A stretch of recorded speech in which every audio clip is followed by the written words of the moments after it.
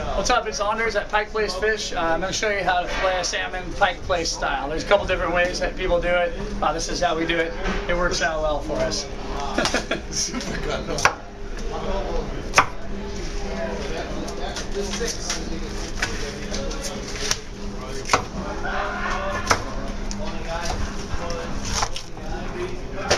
I'm getting changed out of the tent.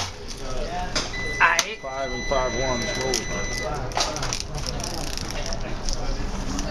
Whoops.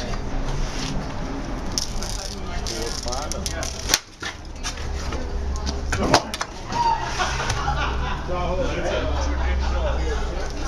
5.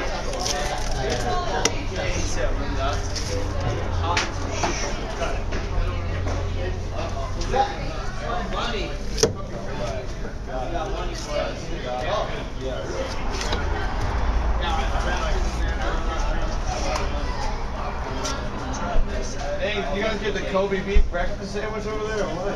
It's actually Kobe Bryant. So, I got my fillet knife here. I'm right-handed, so I want to start with the salmon head facing to the left. I'm going to start on the fins here. Just take these guys off. On the back here, take that fin off.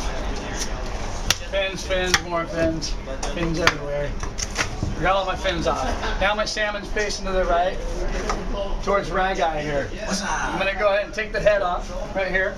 You want to make sure you angle the knife towards the head while you're doing that so you don't lose that meat right behind the head there. It's good meat. Alright, cut the head off. Now I'm going to get in here, cut that so you can get into the center of the salmon.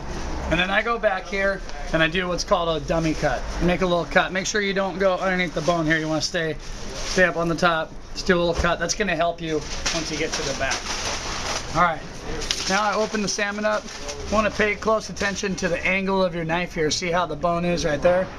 If you get your knife at the wrong angle, you're going to go like that. You're going to waste all that good meat right next to the bone. So I like to look in there, check my angle, get the knife right on there. I got a nice little flex on the knife, and just going to kind of ride the top of that bone down to the back there. Open the salmon up, like that. Now you want to get this backbone out of here. I'm going to go right underneath, get under the front of that. Always keep your other hand out of the way of the knife. You get cut, it's going to suck. You don't want to do that. So just be aware of your offhand. So see, mine is down here. I'm grabbing it by the collar. So I got my knife right underneath there. Don't push your knife, don't angle your knife down too much. You're going to cut into the salmon. Don't angle it up, you're going to cut into the bone. So again, you want to just kind of ride right underneath that bone. Right down to the tail. Get as close to the end of the tail as you can. Again, you don't want to lose any meat. Meat is money. Get rid of that one. Now I'm going to spin it back around.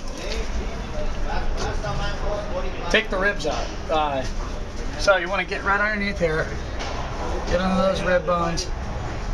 Sometimes as a starter cut too, you know, if you're not real comfortable with the flex of the knife, you can start with your knife this way on those first couple ribs just to get you started and get underneath the ribs. Again, don't angle the knife down too far. You're going to cut right down through the belly.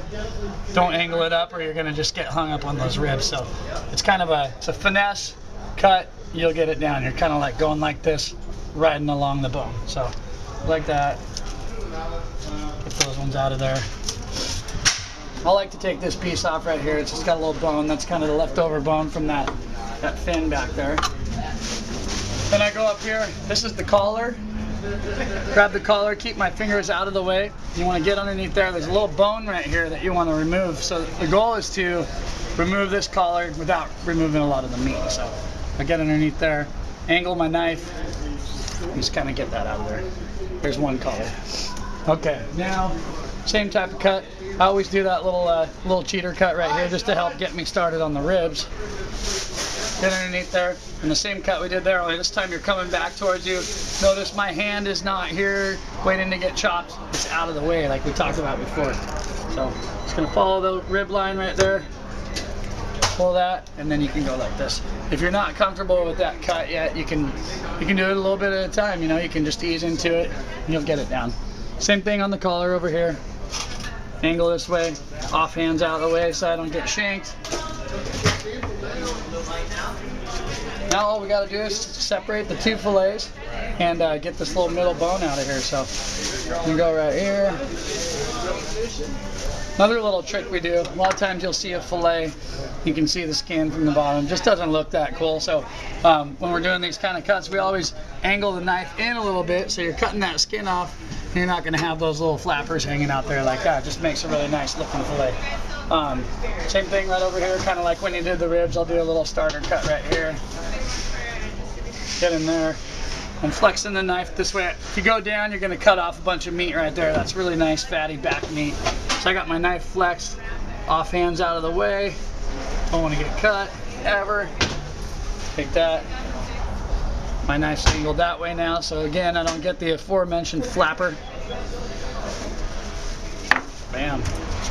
Two nice fillets ready to go on the grill, in the oven, frying pan, out the door, yo.